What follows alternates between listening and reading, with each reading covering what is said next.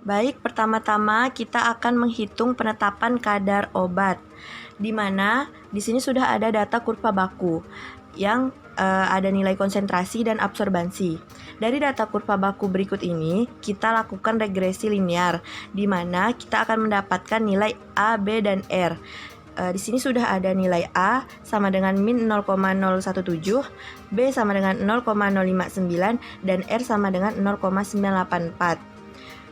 Dari data ini, kita dapat menentukan persamaan Y sama dengan BX plus A, di mana kita masukkan B-nya 0,059X ditambah min 0,017.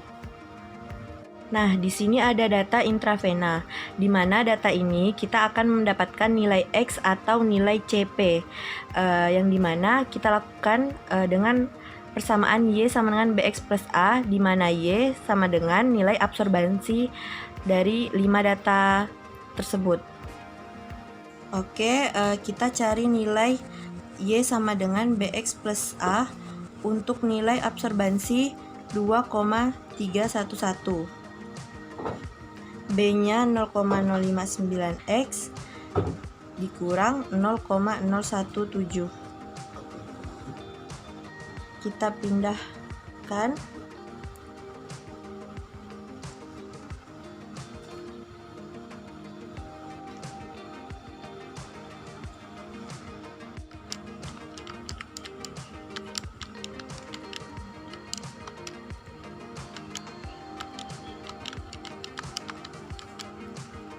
Baik, di sini kita udah mendapatkan penetapan kadar X di waktu 30 menit yaitu 39,45.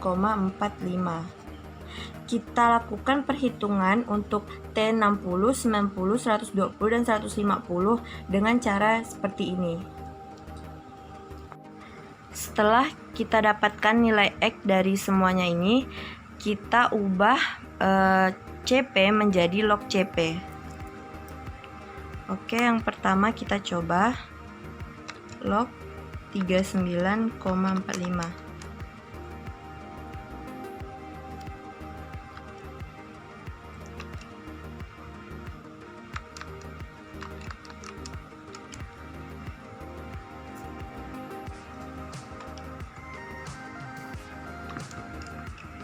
Untuk mengetahui data intervena ini termasuk orde 0 atau orde 1, maka kita akan melihatnya dari nilai R yang mendekati plus minus 1.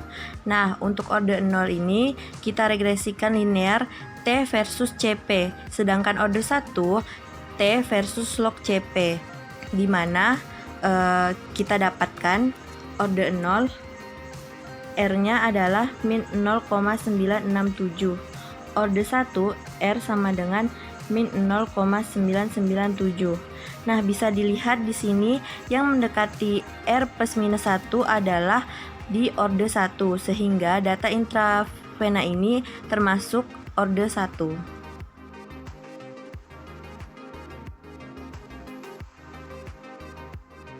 Selanjutnya, kita akan menentukan nilai K atau tetapan laju eliminasi. Untuk mencari nilai K ini, kita menggunakan rumus K pada orde 1. Kenapa kita menggunakan rumus K pada orde 1? Karena hasil regresi yang didapat pada orde 1 nilai R-nya itu mendekati plus minus 1. Jadi, rumus K pada orde 1 adalah K sama dengan min B dikali 2,3, di mana nilai B-nya itu adalah min 0,007 dikali 2,3. Didapatlah nilai K-nya adalah 0,016 menit pangkat 1.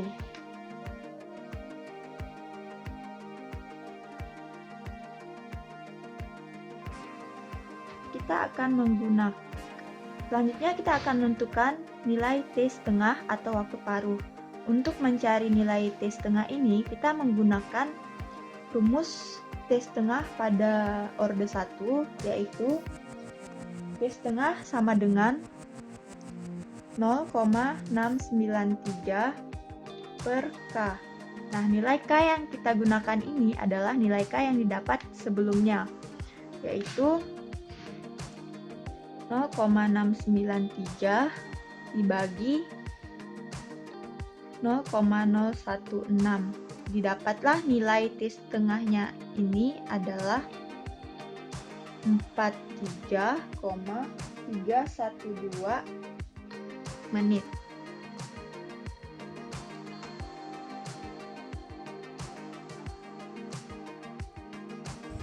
Baiklah, selanjutnya saya akan menjelaskan mengenai perhitungan VD, yang mana rumus dari VD ini didapatkan berdasarkan order reaksi 1, yang mana nilai R-nya mendekati plus minus 1, sehingga didapatlah rumus VD sama dengan F dikali D0 per antilog A. Nah, nilai dari F ini sendiri adalah 1 dikali 10.000 yang merupakan nilai DO, dan nilai A ini merupakan nilai dari penentuan ketetapan eliminasi, sehingga dimasukkanlah ke sini antilog nilai A 1,853, sehingga didapatkan hasil 10.000 per 71,285, dan didapatkan hasil akhir nilai VD adalah 140,281 mili.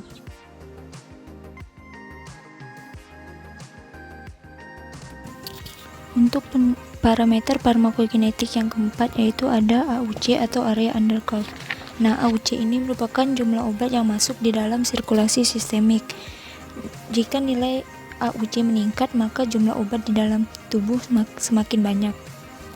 Untuk yang pertama, kita akan mencari nilai AUC sisa atau AUC limit yang mendekati 0. Nah, pencarian nilai AUC sisa ini didapat dengan cara kadar obat pada data terakhir dibagi dengan tetapan laju eliminasi. Nilai kadar obat pada data terakhir yaitu sebesar 4,694 dibagi dengan tetapan laju eliminasi 0,016, sehingga didapatkan hasil 293,375 newgram menit per mili. Kemudian yang kedua, kita mencari kadar obat mula-mula saat waktu 0 menit. Nah, didapat dengan rumus bioavailabilitas atau F dikali dengan dosis per volume distribusi dikali dengan tetapan laju eliminasi. Bioavailabilitas yang didapat di sini yaitu 1. Kenapa? Karena pemberiannya secara intravena.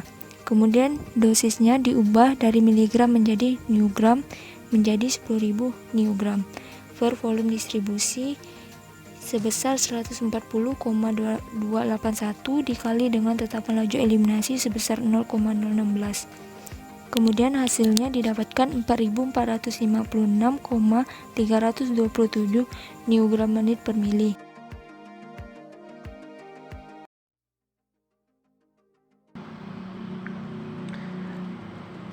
Kita lanjutkan pada penentuan AUC dengan metode berikutnya, yaitu penentuan per segmen, di mana pada kali ini hanya dibutuhkan dua data, yaitu segmen waktu dan konsentrasi plasma terhadap waktu. Dengan menggunakan persamaan AUC perbandingan antar segmen sama dengan konsentrasi plasma pada segmen berikutnya ditambahkan dengan konsentrasi plasma pada segmen berikutnya dikalikan dengan waktu dari segmen berikutnya dikurangi waktu dari segmen sebelumnya dibagi 2. Langsung saja untuk menggunakan data yang pertama adalah segmen di menit ke-30 dan di menit ke-60. Dituliskan sebagai berikut.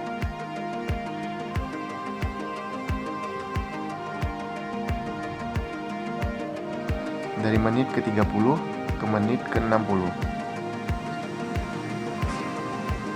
Masukkan data konsentrasi plasma dari menit ke-60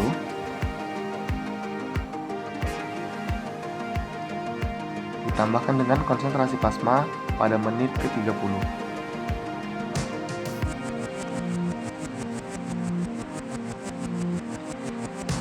Dikalikan menit segmen yang berikutnya dikurangi menit segmen sebelumnya.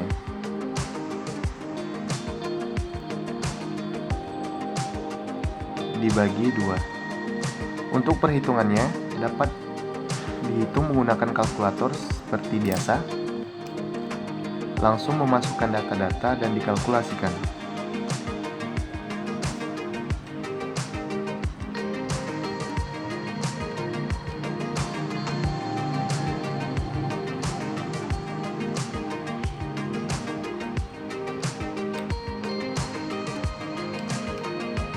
Didapatkan hasil sebagai berikut.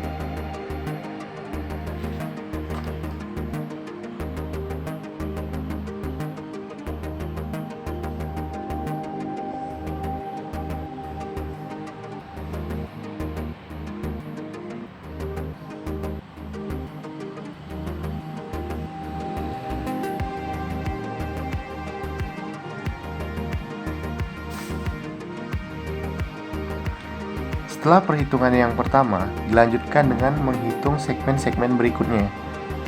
Dimulai dari 60 ke 90, 90 ke 120, 120 ke 150.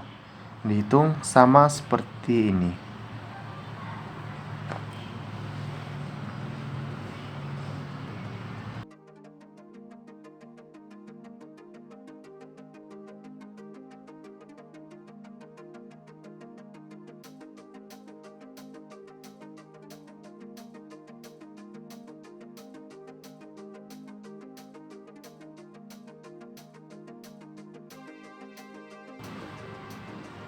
Setelah didapatkan hasil dari perhitungan AUC per segmen, kemudian untuk mengetahui AUC totalnya adalah dengan menjumlahkan semua hasil perhitungan AUC per segmen,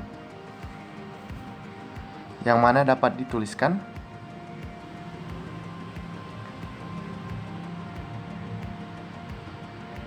keseluruhan dari AUC sama dengan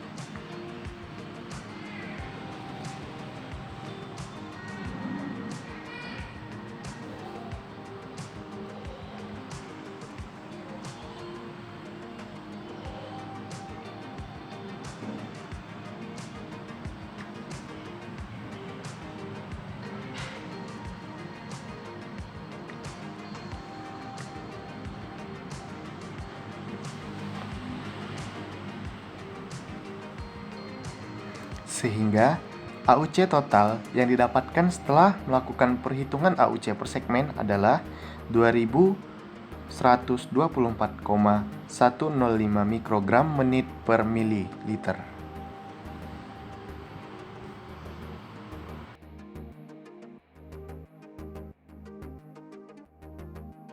Penentuan AUC yang terakhir yaitu adalah penentuan AUC ekstrapolasi, di mana persen AUC ekstrapolasi didapatkan dari nilai AUC limit atau sisa yang telah dihitung pada perhitungan AUC yang pertama dibagi jumlah nilai AUC yang dihitung sebelumnya dikalikan dengan 100%.